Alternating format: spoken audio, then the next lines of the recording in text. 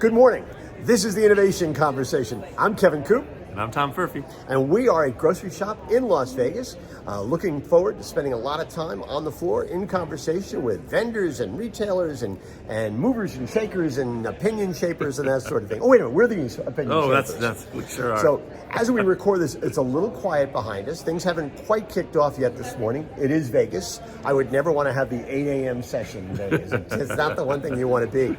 But as we record this, and we're recording this on Tuesday, the big news is obviously Instacart. Yep, okay? IPO day. IPO day. They did their whole initial thing on Monday. They were priced out at roughly $10 billion, their valuation. Yeah, yep. $30 a share was $10 billion in valuation. And as we talk now, the expectations seem to be that it could go as high as $39 a share, which would bring them up to like $13 billion. Yeah, that was the word on CNBC this morning. So what is, I mean, first of all, there's a lot of enthusiasm, which they've got to figure is good. On the other hand, it is 25-30% of what their original valuation was. So at this moment, what do they need to be thinking about in terms of how they move forward? Right, they're about to have a bunch of cash. Yep. Right. Yep. So if you're Instacart and you're in this moment, what are you thinking? So, they've been pretty clear to say, for them, it's not about needing the cash now, because they do have a fair amount of cash left from their prior fundraises. They are better than break even now. They're making money, so they're not burning cash anymore, which very much helps for valuation. For them, the IPO was to get mostly their employees, frankly, that have been building the company, for a decade plus now, to get them some liquidity. And of course, that liquidity comes, after a lockup period for a few months now, but it was mostly for that. I did see one of the CNBC interviews with them this morning, and not surprisingly, the reporter was asking and kind of pressing on growth, right? What is your, because they went from, I don't know, call it 30-something% growth or 20-something% growth 2 years ago to teens last year to they're just, kind of flat or a little bit of growth this year. And they said, where do you get your growth from? Because ultimately they're going to have to show growth, growth and profitability to the street. To maintain their, top line, and the growth drivers really came down largely to advertising.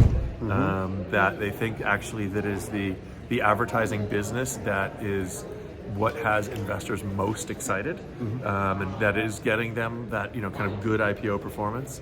And then they talked about continuing to develop and grow their relationships with retailers, right? So being the delivery component for retailers, bringing the marketplace to retailers to help retailers, get access to more customers. And then they did talk about the technology, that they're delivering to retailers as well, and that, it's all of those things working together, that ultimately, improve their value to retailers, that should drive growth, that should help the performance of the stock going forward.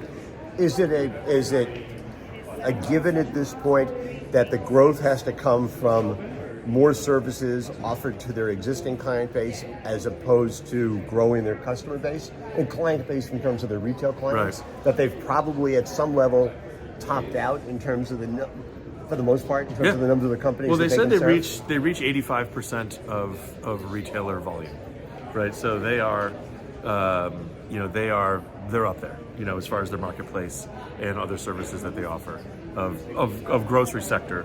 Retailer volume. So I don't think there's a lot of new customer growth for them to go find. For them, it really is, growth in current customers. So growth in the volume of the delivery network, growth in advertising, growth in in software and services.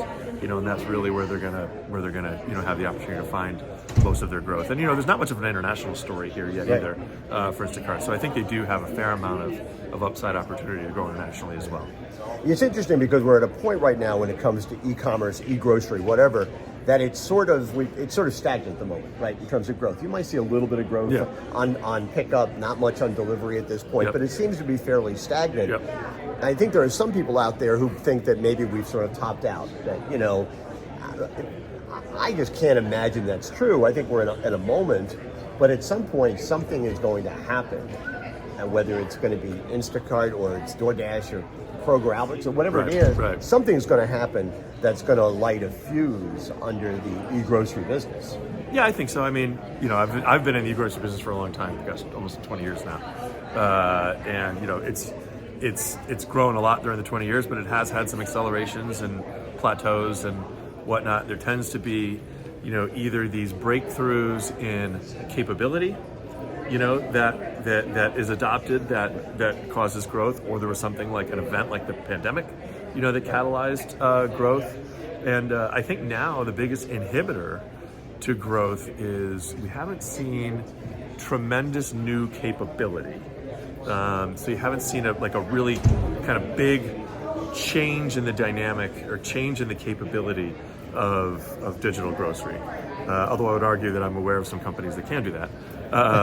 But I was going to say auto report, but we don't want to go there. We don't have to go there today. We have plenty of time to go there. And the other key thing is the cost. Like right now, the cost of delivering the service, whether it's a delivery service or an in-store pick, it's just still a little bit cost prohibitive, right, or a little bit cost challenged, and so you're generally asking the shopper now to pay the premium, right. And we just haven't quite struck a growing value proposition there.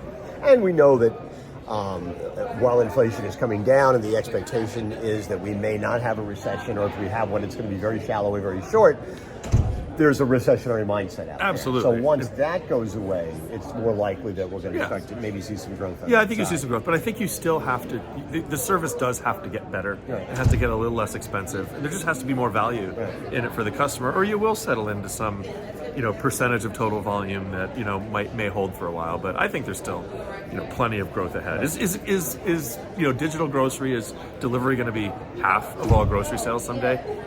I don't know if it's going to be a ways out to get to that kind of number, right? But can it get to, from its kind of high single digit, low teens now to 15 to 20 in 5 years? Absolutely, absolutely.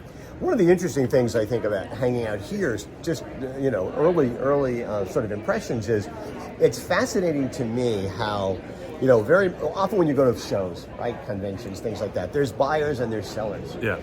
But here you see companies that are traditionally buyers, they're often sellers, and companies that are sellers are buyers, which is why you've got Walmart and Hy-Vee and other companies out here pitching their retail media networks to vendors who ordinarily would be trying to sell their wares to them, and so there's some reversal in terms of how companies are connecting and relating to each other. Yeah, there's no doubt. I mean, retail media networks were a buzz last year. They are like omnipresent here this year. I don't know if we can't see the Hy-Vee sign. You can. Yeah, right there. There it is. That's the sign for Hy-Vee's network right there. It is an interesting dynamic. This whole retail media network thing, I think, has a long way to go to play out, right? I mean, Amazon created the space. Right. Instacart is a big player in the space. Between Amazon, Instacart, and Walmart, you're probably at 80 to 90% total market share. You've got other grocers of all shapes and sizes trying to catch up, trying to deliver their piece of that. We've kind of shined up. A lot of, I don't want to quite say traditional, retail advertising, but you're bringing digital capabilities and tracking, into the customer experience, in ways that to me, they're interesting. Are they worth all the dollars going in there? I think ultimately we will see, right? Because you're going to have to show performance on those, and to show performance, you got to deliver an audience, right? You got to show conversion and ROI to the advertiser. Right. These retailers are here, trying to, are presenting their capabilities, showing them as being sophisticated, which in many cases they are, and building into that the capabilities, the type of ad units they have, the type of measurements they have, and it's a fight for those dollars. So in many ways, a lot of the retailers that are here, are here with their media teams, and their media teams are pitching. Right. They're pitching manufacturer dollars, advertiser dollars. But as they're pitching, what they're pitching is, you should spend your ad dollars with us, because that becomes a revenue stream for them. It remains to be seen whether or not that can be a huge revenue stream, but it remains to be seen whether they're going to be able to convert the eyeballs that they're promising into sales. Yeah. I mean, at some point, they have to have a chart that shows the number going up. Yeah. Right? And not just the number of eyeballs, but the number of sales. Yeah. How are they converting? Well, retailers have had that challenge for decades. Right. Trying to position for, get, and support the funding they get from vendors. It's gone from trade to traditional co-op and other, marketing spends, and now it's getting more sophisticated, and ideally a lot more dollars moving into these media networks. So they're absolutely going to have to show ROI. I think there's a little bit of time now. There's a little bit of a land grab that you can get some early dollars going here, but ultimately you're going to have to show the ROI. Yeah. Well, this happens so often in the industry, right? People who do it, there's a market share grab, right? And then they figure out the profitability and to justify it later. Yeah. Often that does not happen, right? But sometimes it does, and that's what's going to drive the growth. Absolutely. Okay, we'll be back tomorrow with another innovation conversation. But I have a last question I want to ask you, which is, so if a retailer came to you and said, "I'm going to grocery shop," what should I be thinking about as I wander grocery shop and I'm seeing all these different technology vendors and all these solutions and all these different things? What would you advise them? How would you advise them to think? What would the question be you'd ask? That's a great question. I would guide them away from coming in and letting your head get spinning, because there's so much happening here, right? You can be totally, caught up in the sea of technologies and sea of capabilities that are here, that you can just spend a lot of time wading through this and not really leaving with what you want. So I would say, come in with a good sense of your strategy, right? What is your value proposition to your customer? How are your various teams in the company supporting that value proposition? What are the capabilities that they're using to deliver that today? And what are the capabilities that we might be able to go find to help us deliver that better tomorrow? And then carve out a little bit of your mind share here as well for exploring, for seeing what else is out there to kind of help you, envision new ways of reaching your customers that you may not be thinking of. So I would say that's a key part. Retailers there's a lot of prearranged meetings here. So I would advise retailers, and those are all set, but get a lot out of those. You've got some young tech company that has scored the meeting with you, retailer. And, for some of these early, founders, it's one of the most important 15 minutes of their year, right? That you're going to be spending with them. So, hear them out, and you don't have to love every idea you hear, but give them feedback, be real. They'll get a lot out of that too. And, just take it in, It's a great conference. It's really good networking here. I think it's one of the best kind of balances of tech and business. I mean, we've got many of the grocery CEOs are speaking here. We'll probably report on that tomorrow. Right. Some of what we heard from them. This is the place guy to be. named Rodney McMullen. Yeah. You may have heard of him? Yeah. I heard he's on a buying spree. Well, it's interesting you say that about coming in here, because it seems to me that the question I would ask is, of anybody I talk to, would be, how are you going to get me closer to my customer? Absolutely, 100%. And at the end of the day, that brings me back to the revenue stream issue, which is that alternative revenue streams are great, right? Ancillary revenue streams are great.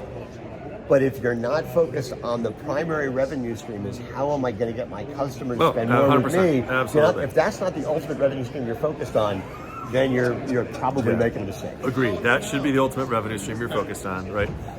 Looking at your customer, the retention of those customers, the dollars that those customers give you over time, right? You need all of that to increase. If that's increasing, you're winning. Right. But I will say, and we do this in our companies too, you can find that nirvana when you have that perfect alignment of the manufacturer's initiative, the manufacturer's initiative, the retailer's objective, and you as a tech enabler sitting in there.